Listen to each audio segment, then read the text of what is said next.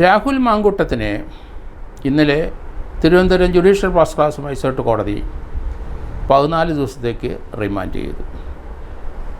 Secretariat മുമ്പിൽ പ്രതിപക്ഷ നേതാവ് ഉൾപ്പെടെയുള്ളവർ അവിടെ നടത്തിയ പ്രതിഷേധത്തിൽ അവിടെ ഡ്യൂട്ടിയിലുണ്ടായിരുന്ന കൻ്റോൺമെൻറ്റ് സർക്കിൾ ഇൻസ്പെക്ടർ, അവിടുത്തെ പോലീസ് ഉദ്യോഗസ്ഥന്മാർ, അസിസ്റ്റൻ്റ് കമ്മീഷണർ എന്നിവരെ ജാഥാംഗങ്ങൾ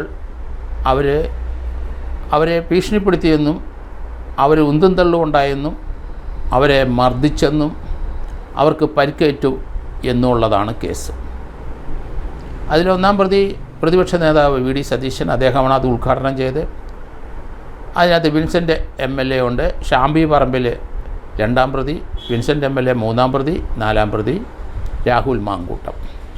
ഏതായാലും കഴിഞ്ഞ ദിവസം ഗവർണർ ആ ടൈമിൽ തന്നെ അന്ന് തൊടുപുഴയിലെ വ്യാപാരി വ്യവസായി സംഘടനയുടെ മീറ്റിങ്ങിൽ പങ്കെടുക്കാൻ ഗവർണർ പോകുന്നു. 11:30 അവിടെ പങ്കെടുക്കുന്നു. ഇടുക്കി ജില്ലയിൽ അന്ന് CPM ഹർത്താൽ പ്രഖ്യാപിച്ചു. ആ ദിവസം തന്നെ ഭരണകക്ഷിയായ അല്ലെങ്കിൽ മുഖ്യമന്ത്രിയുടെ പാർട്ടിക്കാർ ഹർത്താൽ പ്രഖ്യാപിച്ചത് ശരിയായില്ല. ഗവർണറുടെ പ്രോഗ്രാം 2 മാസം മുമ്പ് ഫിക്സ് ചെയ്തതാണ്. രാഷ്ട്രീയപരമായി അദ്ദേഹത്തിനോടുള്ള വൈരാഗ്യം കാരണം തന്നെയാണ് അവിടെ ഇടുക്കി ജില്ലയിൽ അവിടുത്തെ കർഷകരുടെ ആവശ്യത്തിന് വേണ്ടി ഒരു ബന്ദ് നടത്തിക്കൂ. പക്ഷേ അവർ പ്രകടനമായിട്ട് വന്ന് അദ്ദേഹത്തിൻ്റെ വ്യാപാരി വ്യവസായിയുടെ വീടിൻ്റെ വ്യാപാരി വ്യവസായിയുടെ ആ മീറ്റിംഗ് അലങ്കോലപ്പെടുത്താനും അങ്ങോട്ട് പ്രകടനം നടത്താനും വന്നു. അതൊരു രാഷ്ട്രീയ വിരോധപരമായ ഒരു സംഗതിയായിരുന്നു. പക്ഷേ ഒരു ഗവർണറുടെ പ്രോഗ്രാമാണ്, സംസ്ഥാനത്തെ കേരള ഗവൺമെൻറ്റിൻ്റെ ഗവർണറാണ്, മുഖ്യമന്ത്രി ഉൾപ്പെടെയുള്ളവരുടെ ഗവർണറാണ്.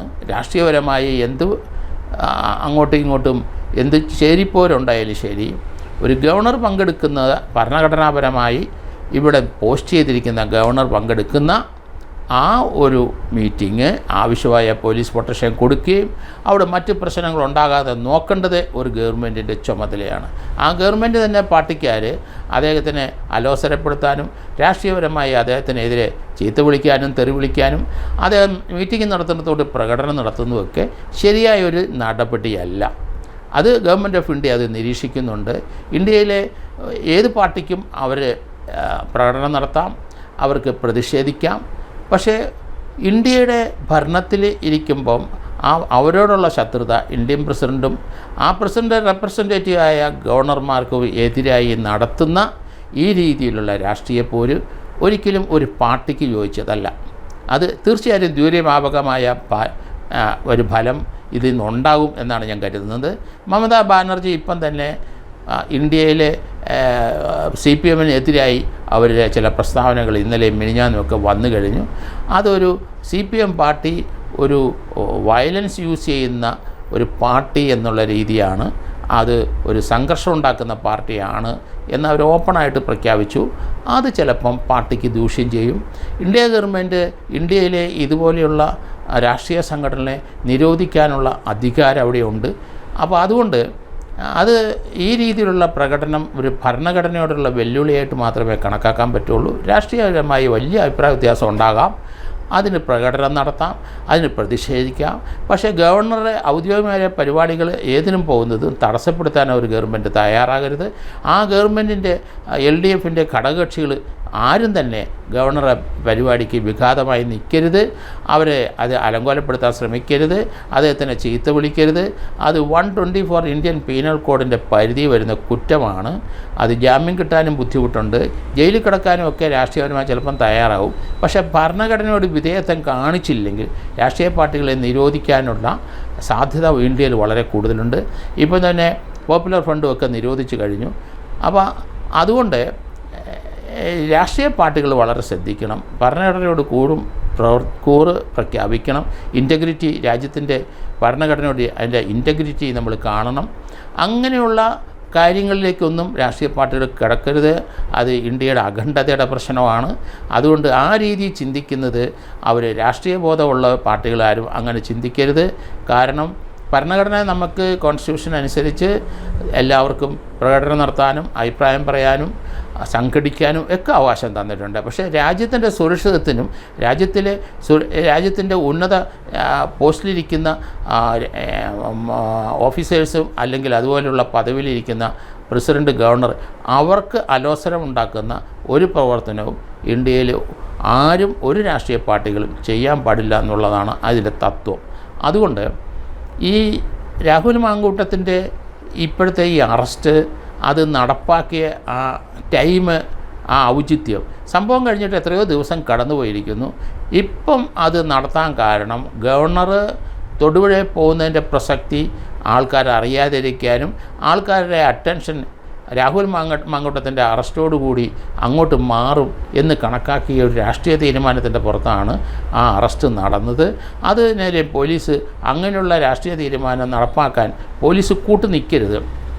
അത് പോലീസ് ഉദ്യോഗസ്ഥന് തീർച്ചയായിട്ടും അത് ദൂഷ്യം ചെയ്യും.